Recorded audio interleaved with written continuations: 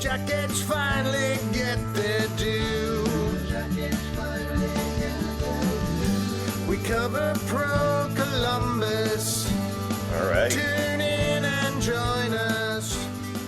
Hello and welcome to the Cannonballs podcast. I'm Michael Arace, the host of this fine program, a production of Disrespected Media LLC. You can check out both of our podcasts, the Cannonballs and the Crucible, on your favorite platforms. I know I'm on Spotify and Apple Podcasts, and there's some other ones out there. We're still ironing out some technical difficulties, including today, where I'm not even sure if I have sound, but the rest of them have recorded all right, so we'll see how this one goes. Oh, welcome to my world, Steve. That is Steve Mears joining me here today, and I'm really looking forward to the conversation, especially if the audio works. Steve was born 22 days after the Miracle on Ice, so he's touched with magic. He is today's guest, the pride of Murraysville, PA. What's that, about 30 minutes east of Pittsburgh, Steve? Yeah, 25, 30. That's right. A graduate of Franklin Regional High School and the Bowling Green State University. He is the second Falcon, we got some pod trivia here, to appear on one of my podcasts, the first being, of course, Tom Reed, the Condor. Steve succeeded Jeff Rimmer as the play-by-play man of the Columbus Blue Jackets, play-by-play person, the television voice of the Blue Jackets. There's a lot I want to get at, Steve, but I wanted to start with some of your background. I know you've been around here for a couple of years now, but you paid your dues, which is the first thing I wanted to speak with you with, as I said. So tell us about your hometown a little bit, and tell us about how you got into broadcasting in college. Yeah, that hometown is just small town, Western Pennsylvania. It's good sports country. A lot of great quarterbacks from that whole region in Western PA. And as I was coming up and growing up in the late 80s, early 90s, hockey was exploding. The Penguins were extremely popular. They had the best player at the time in Mario Lemieux, amongst other great Hall of Fame players. And they had a Hall of Fame broadcaster who was always my idol. That was Mike Lang, the late Mike Lang. Just to have all of those factors coming in, this confluence. And you're right at that perfect age. I was 10, 11, 12 years old. And it's just so influential. And I saw Mike Lang. I just wanted to be like him. Played hockey. I still play hockey. So it's always been my favorite sport. And that was always the dream of just being in the NHL. It wasn't about being on Sports Center or just being on TV or just in sports in general. I really just wanted to work in the NHL in some capacity. So started taking the steps in order to do that, whether it was announcing while I was playing video games with my brothers and annoying them. They hated that. But it paid off, obviously, playing Sega Genesis or PlayStation 1. That's how old I am. Wow. Or whatever it was. And then eventually going to a school in Bowling Green that I knew was good for broadcasters. And their program is still one of the best. They do a tremendous job for upcoming broadcasters and giving them hands-on experience. And that's the most important thing in our field when you're in those formative years, is just getting the hands-on experience. So Bowling Green provided that for me. Got to do D1 hockey as early as my freshman year, which is almost unheard of. And just laying that foundation for eventually getting to call games professionally. And you get some breaks along the way. And as you said, yeah, you do pay some dues. It's almost like a player. You work your way up from college to the minor leagues, and you're riding the buses. And as a broadcaster, you're doing all the jobs. You're doing the meals, the sales, the team services, the community relations, the game notes, the media relations. And then it's like 6:55, and you're like, oh, I got to announce the game now. So it's like 5% of the job is actually announcing at that level. But those were the great years of just trying to learn the business of hockey. And then you get a break and you get to work in the NHL. And I'm very fortunate that I've been in the league now for it's my 19th season. Well, tell me about Shreveport, because, and this is, ladies and gentlemen, the 2005 Central Hockey League Broadcaster of the Year. Oh, You have that up there with your Emmys, Steve. But tell me about Shreveport. I'm curious. You say obviously there's a lot to the job. Daryl Ray, who I had on last month, talked about his start in Dayton, and some of these things are obviously ring similarly. But tell me about Shreveport. I imagine you were paid handsomely and lived in a penthouse apartment and had prime rib every Friday.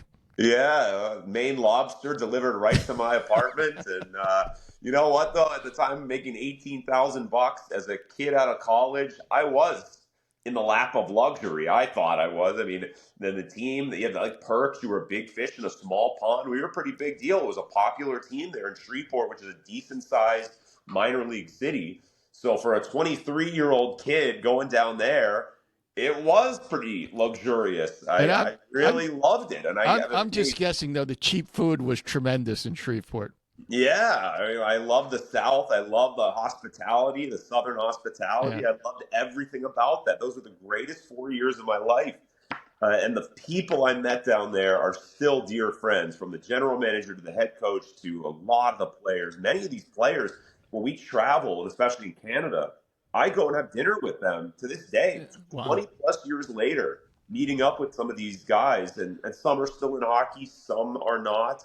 But to have those bonds remain here in 2026, just thinking back to this minor pro team in Shreveport, Louisiana called the Mudbugs, it was right out of Slapshot. I know Columbus fans, longtime hockey fans here in Columbus, can relate to the Columbus Chill. Yeah, It's this about is the same level, AA hockey. And the stories, I mean, people always ask me, like, what was the most outrageous thing?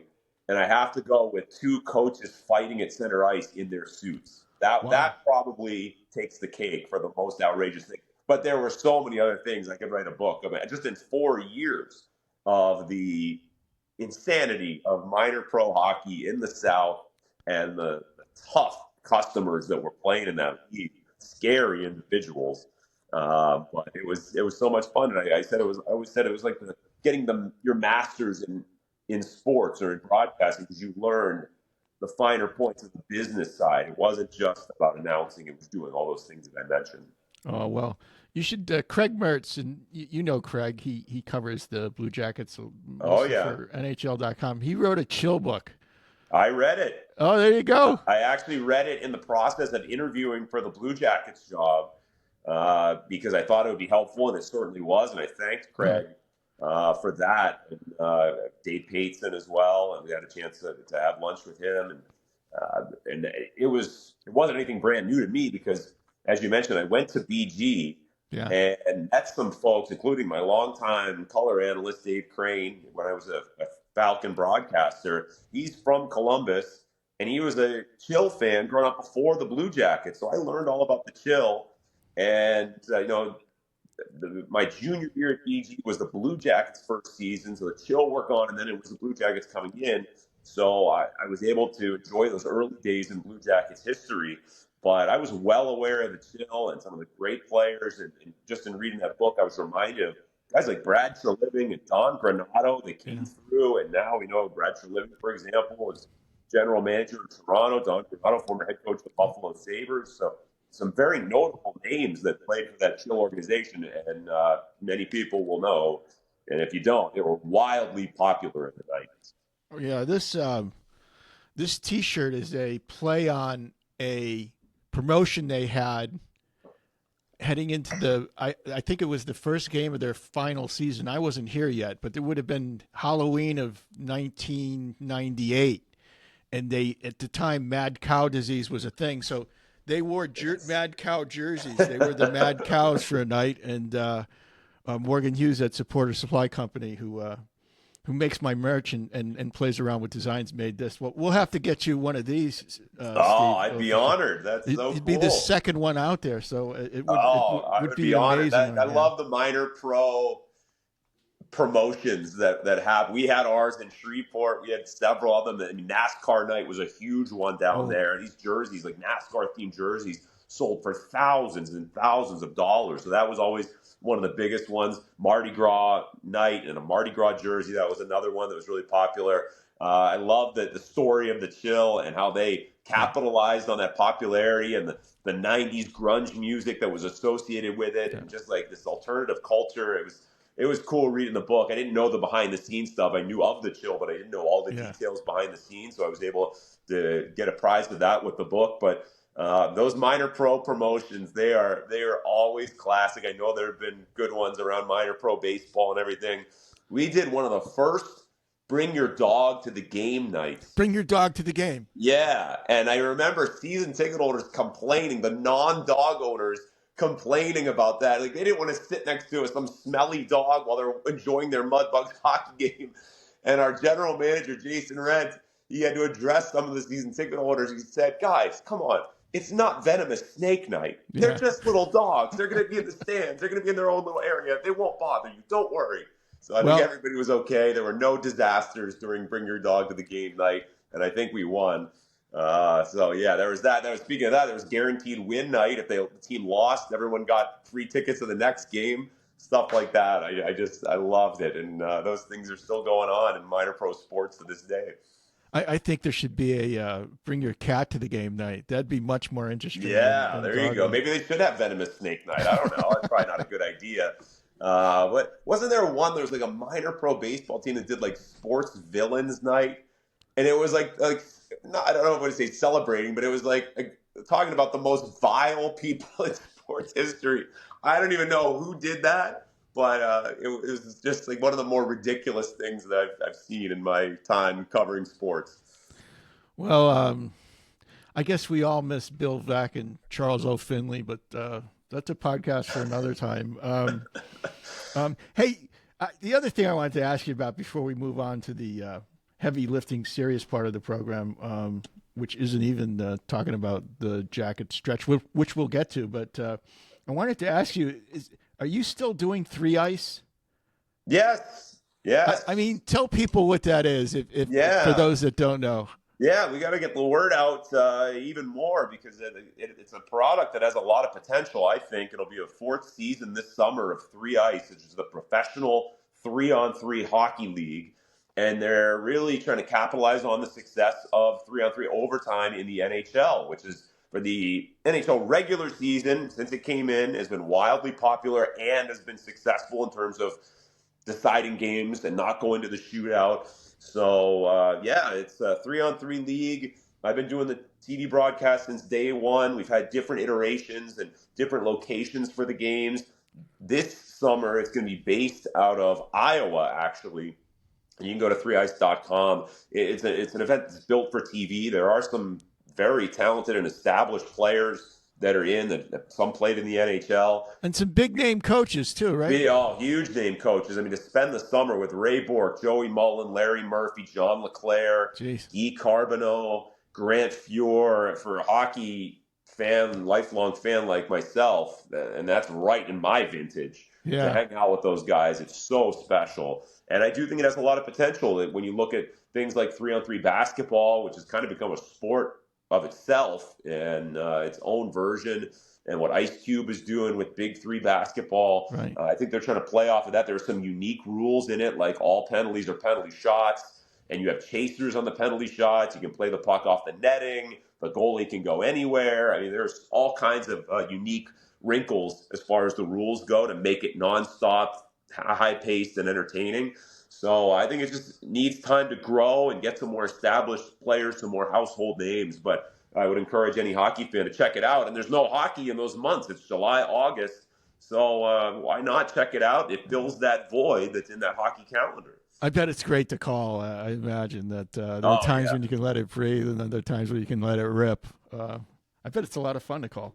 It is. It's just nonstop. It's kind of a tournament style, little bracket style every week with these teams coming in, and it is nonstop excitement. The regular 3-on-3 NHL version is pretty exciting, and now there's some strategy involved that slowed down from when it was first. What you're saying is it's less exciting than it used to be. Yeah, because the coaches and the players get their hands on, especially the coaches. Yeah. And with all things, they find the loopholes and they coach it, overcoach it.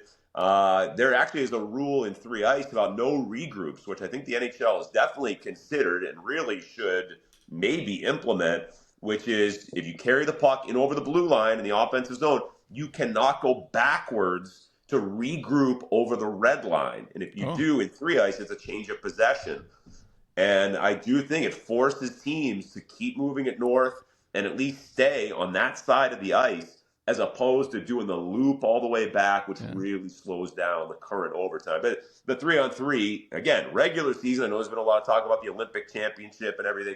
3-on-3, regular season, it has done what it was expected, which was get the results before we go to too many shootouts. Yeah, to me, the 3-on-3 overtime has gotten like women's basketball in Iowa in 1938, where 3 of the players couldn't go over the center line, and yeah, I invite any and all rules. I like 3-on-3. I'm sad that it's gotten so deliberate because teams are they're protecting points and getting the shootouts. One thing the Jackets are really good at.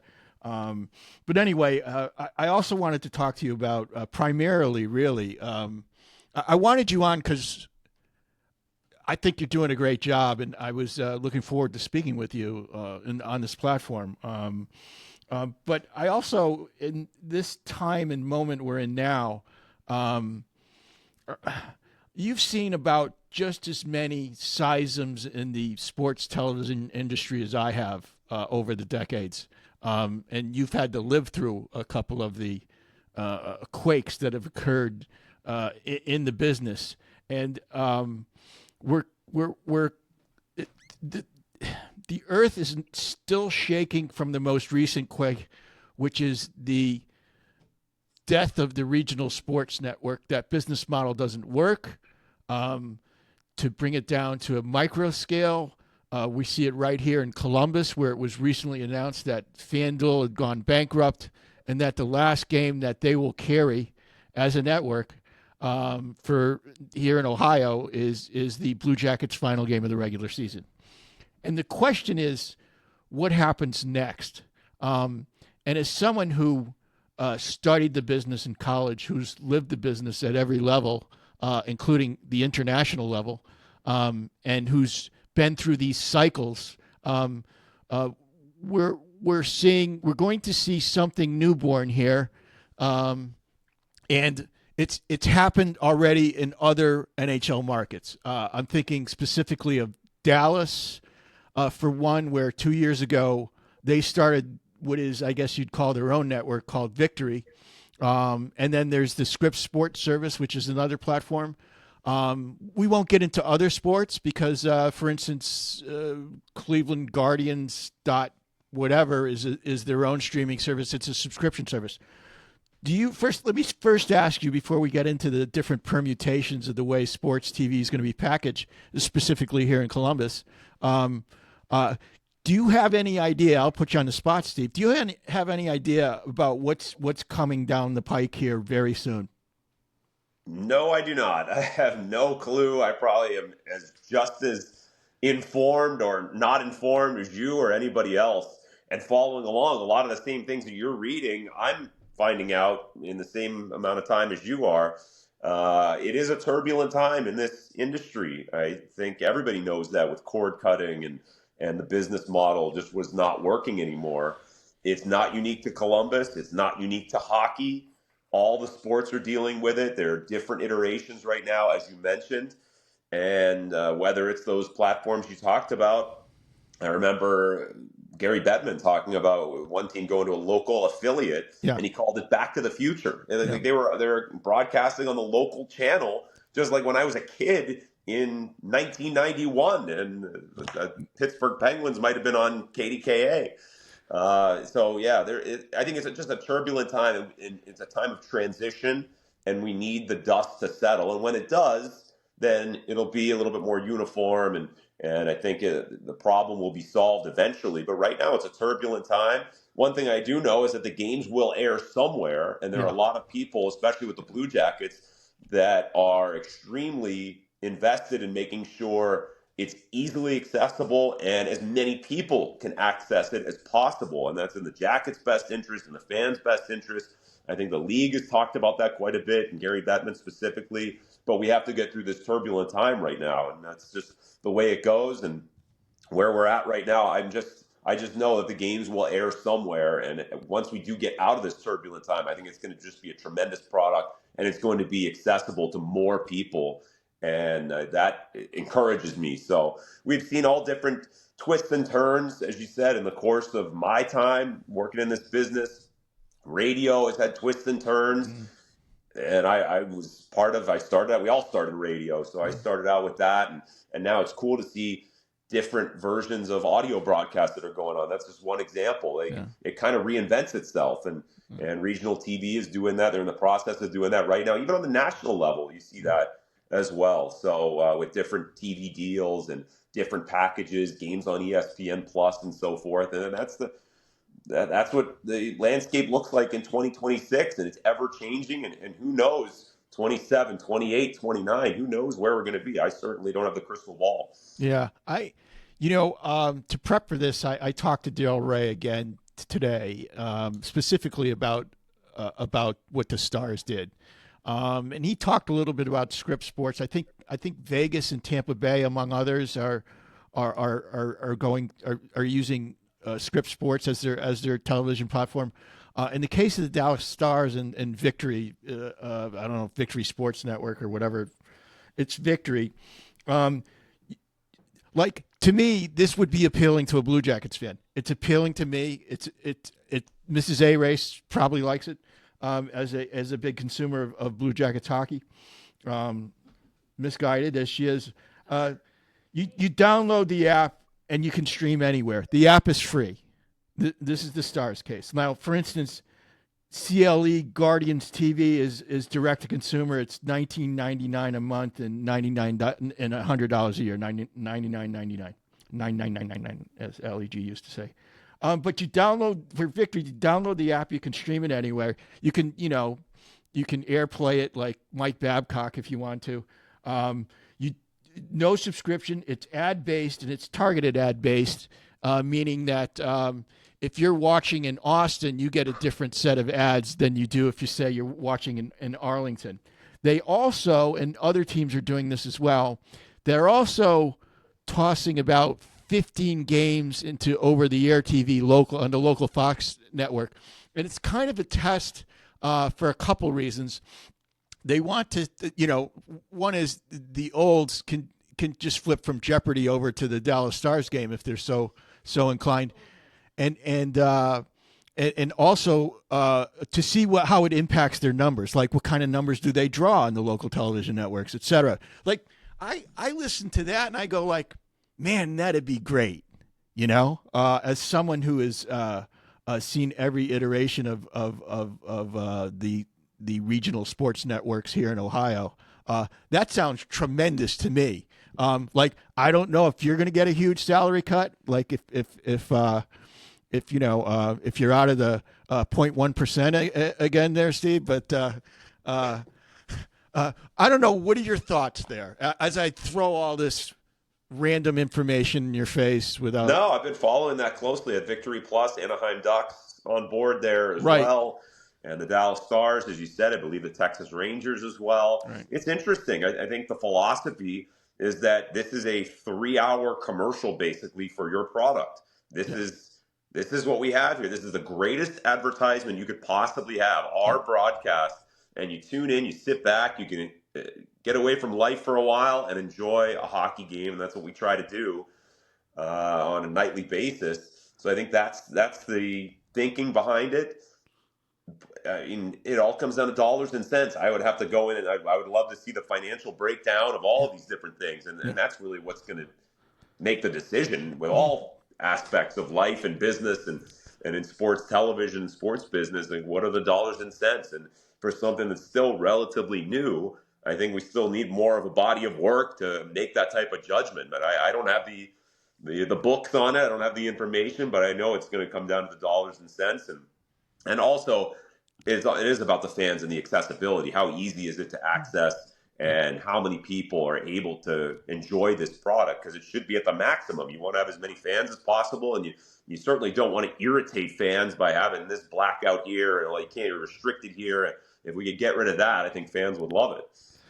All right, let's talk about the Blue Jackets here. You were in Boston last night, where the Jackets lost. What was it, 4-2, with an empty netter there at the end. Jackets put 40 shots on goal. Eunice Corposala was terrific for the Bruins. Eunice stole that one there last night. That said, the game did get away from the Jackets in the second period. So Jackets headed into the Olympic break having won 11 of 12 and 7 in a row. And they come out and lose their first, and it's incredible. And I wrote about this at thedisrespected.com. Please subscribe, folks. It's cheap. I'm very cheap. The standings, they're almost like you scratch them on sand, and it's like an Etch-a-Sketch. You shake it every day, and they change. It's extraordinary how that happened. Steve, what are your thoughts on the Jackets who called off their practice today? I was down the rink, and only Marchenko skated by himself, and he did some stick handling drills and practiced this one timer. But your thoughts on this team as they look at, I believe, beginning tomorrow night with the Islanders games, one of your former teams, Islanders game in the Nationwide Arena. At that point, they'll have 25 games in 45 days in this insane sprint to the finish in an attempt to get a playoff spot. Yeah, it was just looking at the calendar, 17 games in the month of March, and that includes the postponed game from January, which now becomes a back-to-back, right, home and then at Tampa early in March. I don't think I've ever had a back-to-back in all my years, going home one game and then off to Tampa, Florida in the next, so that's not going to be easy. But, every team's going to deal with that crunch. We've known that with this condensed schedule in the Olympics, so every team's going to deal with it. The Jackets, no exception. And last night, I was encouraged. I know it's so easy to say, well, here's this team that was just rolling, and then you have this 3-week break at the perfectly wrong time. But they played pretty well. They had 20 shots in the first period. You said it. Jonas Korpisalo stole that game. He was the number one star by far, especially in the first period. Jackets going to run away with the thing. They're already up 1-0. Boston gets a bounce, ends up being a 1-1 score in the first.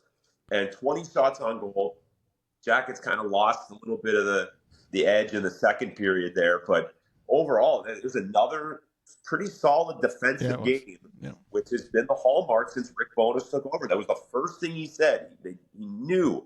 And I saw it. I thought it was clear as day. They had to be better in all these categories defensively. Goals against, shots against, high danger quality chances against, chances off the rush, penalty kill, all these defensive categories. And Rick Bowness, in his first press conference, and even his first address to the team, if you watch the behind the battle video that the team put out, he had it written on the board. They're 28th in this category, 29th in this category, goals against, all the ones that I mentioned. There's your ticket right out of the playoffs. You have to defend in this league. You're not going to score your way into the Stanley Cup playoffs, and you have to have a good penalty kill, at least middle of the pack, and the Jackets didn't have that. So they've been better since he took over in just about all of those categories. And last night was another pretty solid defensive team against a team that can really score goals. And it's maybe the best home ice team in the entire league. That was a 10th straight home ice win. Boston, that's a tough place to go. They have a lot of confidence there. And the Jackets probably deserved a better fate with the way that they played. Unfortunately, they fall short, in a relatively close game. But now you can't really lament anything about last night. You got to get ready for a game tomorrow that is easily the biggest game of the year. We're going to be saying that a lot, I know. But here's the team you're chasing in the Metro, and a team that won last night. The gap getting bigger. Like, they have to have this game. You got 2 games left against the New York Islanders, and I've had those circled on the calendar now for a number of weeks because they don't have any games left against Pittsburgh. You're looking at games, a couple against Boston, maybe a tougher path through the wild card. The path through the Metro is probably the way to go. And they have 2 games left against the New York Islanders, and one of them tomorrow night at Nationwide. So, biggest game of the year by far. All right, I got to ask you this. Given your background, Sidney Crosby's going to be out for 2 to 3 weeks, I think. It's 4 originally, but we'll see. Yeah, it's Sidney Crosby. Right. We'll see. Are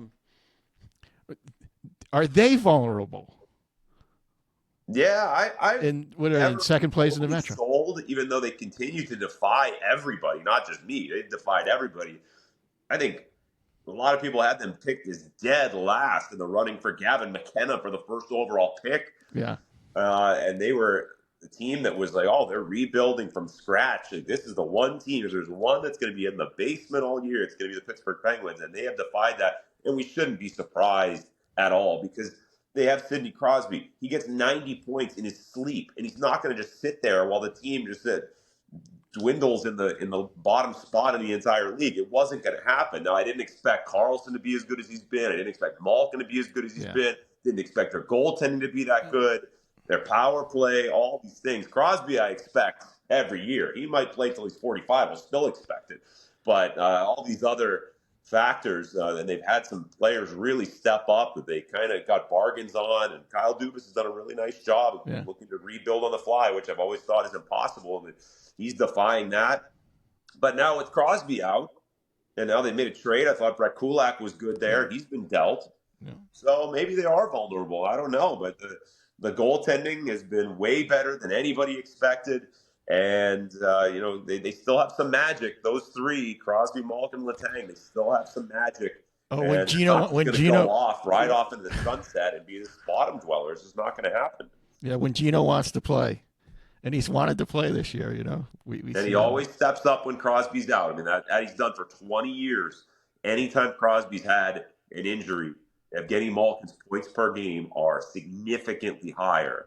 And that's why he's one of the great players of all time, one of the many reasons. So I didn't expect him to do that at 39, but I saw he had 2 more assists last night. So we'll see if he can keep this thing going. But, I'm still not 100% sold.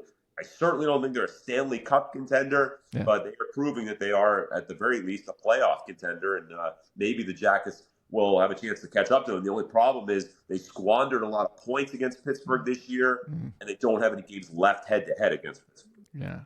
Yeah. Lastly, Steve, what did the Jackets have to do? Or you can read that as or interpret it as who has to – I hate that phrase, step up. You don't use step up, do you? I think every person – Who must come to the fore for the Jackets? Everybody uses that one. We're going to say who has to come to the fore for the Blue Jackets for them to get into the playoffs. Who has to elevate? Who needs to? All these other cliches. It's kind of the sports language, right? If there's the one. Who needs to be better? Who needs to be better, Steve? It's the sports. Yeah, how about that? Who needs to play hockey better than they previously did? How about that? Who can't suck? It's who. They had so many guys rolling prior to the Olympic break. Nice to see Adam Fantilli get a couple of points. I know for Fantilli, the goals have not been up to where he wants them to be, but he said he's trying to evolve in this league, and he's only 3 years in. And remember what he did in the second half of last year? He really turned it up. So let's see if he can do that again and approach 20-plus, maybe even 30 goals again like he did last year and get hot at the end of the season.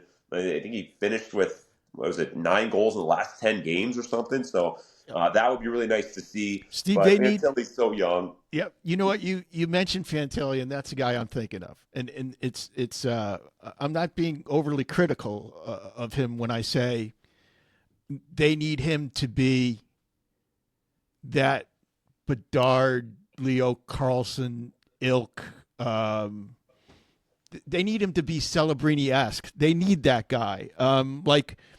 Was it just before or just after Corrali scored last night that Fantilli caught the crossbar? And that was one of the few times when Korpisalo was cleanly beat. Of course, Marchenko, that was a great shot. But right there, I go, and I've said this myself a lot as I've watched this year, is they need that goal from Adam Fantilli there. They need an elite goal from an elite young player in that situation. And I'm not saying it's all on him, obviously, but it's just something that rolls through my mind more often than not. Yeah, well, any comparison he had a goal and assist last night. How can you criticize the guy? Yeah. Not really. I would just put it this way. When I heard that bar ring last night, I said they're not going to win this game. Yeah, and then he ends up got a bunch of chances, and he finally does get that goal. Right. I just think he's so young. We just can't forget that. 21 years old, and Macklin Celebrini. That is a unique example because this guy. I said ask. I said he- ask. I didn't say he had to be Macklin Celebrini. I said no, but ask. because he and these young players coming in.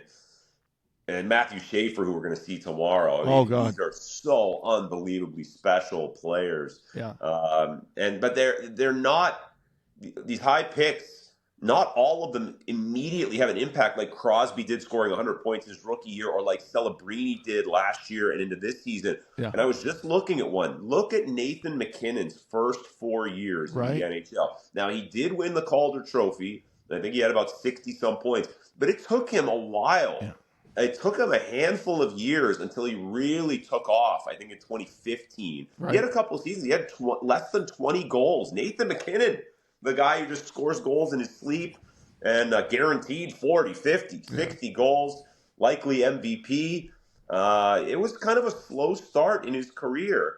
A lot of the team circumstances weren't equal to his greatness at the time, but I think it takes a while for these young guys to navigate these things. And the Jackets have so many young players. Yeah. You forget Cole Stillinger is one we always go back to. That 5 years in the league now, and he's still a young player, 22 years old. Kent Johnson's young. Det Matejchuk's 21. Adam Fantilli, 21 years old. These guys are still exceptionally young players. So we have to be patient and also realize that they're just trying to figure out the finer points of the game, not just about putting up points, but as Adam has talked about, being a more all-around, well-rounded center, using his teammates, playing good defensively, all three zones. And he's navigating life in the NHL as a really young player, only his third year in the league. So, like I said, I hope he's able to have another hot streak like he did at the end of last year. But I'm just so impressed by him on a daily basis and just his desire to get better and learn. Studied Sidney Crosby and all these young players, or when he was younger, studying all these great NHLers. So, we'll see about him. And there's a lot of other players here. How about a guy like Dmitry Voronkov, who has 17 goals? And we've seen his ice time go down under Rick Bowness here. For a guy that leads the team in power play goals, he does have the 17. We see the potential. The tools are all there. Yeah. And you just need him to be a little more assertive, maybe a little bit more physical, and hopefully produce some points on a regular basis. But that would be a guy that I think there's more there. Still relatively young, but I think there's more for Dmitry Voronkov. All right, Steve. Lastly, can you give us 3 books that you have or haven't read that you would recommend to people? I'm just kidding. That's a little. Although if you want, happy to. If you want to throw your 3 books in, go right ahead. I do 5, by the way. I do 5 every year. If you follow me on Instagram, I don't know if you're on Instagram, Michael, but I got to get on more. Let's put it that way. Yeah. So at the end of the year, I like to do my 5 best, my favorite books of the year, and it's a combination of fiction, nonfiction, some sports are sprinkled in there. But the one that was probably my favorite of last calendar year was a book called Marriage at Sea, which has been wildly popular. If you go to Barnes & Noble, it'll be all over the place. So it's not this obscure book. It's been extremely popular on all the New York Times bestseller lists. And not a big book by any means, but it was a true story of this couple in the 70s that wanted to live out at sea on a boat. And they have some difficulty. The boat gets crashed into by a whale, and they have to try to survive at sea for a number of weeks or months. And I don't want to spoil anything, but there are also they die, don't they? They both die, right? Well, you can read the book and find out. The whale wrote the book. There were journals being kept, so it was well documented either way. But it was really remarkable, and not just the story of that attempt to survive, but also the bigger picture lessons about life and love and just the appreciation of things beyond our materialistic aspects of today's world. So a lot of good. It was a feel good book. when you think about like relationships and trying to navigate the world as we all are. So that would be one I would recommend from last year, Marriage at Sea. All right. Do you like Southern Noir? Do you like I it don't dark? know what that is. All What is right, that? well, just read anything by S.A. Cosby. I've been reading him lately. He's fantastic. Okay, this is the advanced class. We didn't have that at Bowling Green State University. I was reading hockey rosters back then. Oh, that's well-rounded broadcasters only, folks. That's Steve Mears. Steve, I really enjoyed this, and I could have gone on forever here, subject after subject. We went from books. We could probably go to, I don't know, furniture and have a good time talking about it with you. I don't know about that. I will say food, though. If you want to go, I just posted my food tour. I don't know if you know about that, but again, you got to go on Instagram. All right, I'll get on there. One great place for every city in the NHL every year, and I just posted the Boston one from this last road trip and had an unbelievable time. Really cool place that was more than just the dinner. So I would say check that out. But yeah, that could be another 10-hour podcast of my favorite restaurants and meals. I love cooking. I love the combinations and different cuisines and cultures and all that. So if any Blue Jacket fans out there need some restaurant recommendations around North America, I'm happy to oblige. There he is. That's Steve Mears. And I could only add that at thedisrespected.com, again, I'm cheap, but you don't even have to. You can subscribe for free and get the weekly newsletter, the weekly dis. And about 2 times a month, I'll have a restaurant I recommend in there. And right now, I'm just sticking with restaurants that I know or have found in strip malls. So the weekly dis at The Disrespected. Check out The Crucible if you're interested in cruise stuff. That is my other podcast. And this, of course, is Cannonballs. Spotify, Apple Podcasts. Recommend, review, rate. It helps, and I need all the help I can get. Steve, thank you for your help today. It was a wonderful conversation, and I hope we can do it again soon. Yeah, I do too. Thank you for having me. It was a lot of fun, and I will be seeing you at the rink here pretty soon. That's right. See you tomorrow. Hopefully the audio comes out. See you. Thanks, Steve. Take care. Thanks for having me. Something Columbus is the name for passing through. Forgotten franchises, they tried to steal the crew. Flyover country left the jackets feeling blue. Fire up no decking noise, we have a place for you. We love to talk Columbus Crew. Blue Jackets finally get their due. We cover pro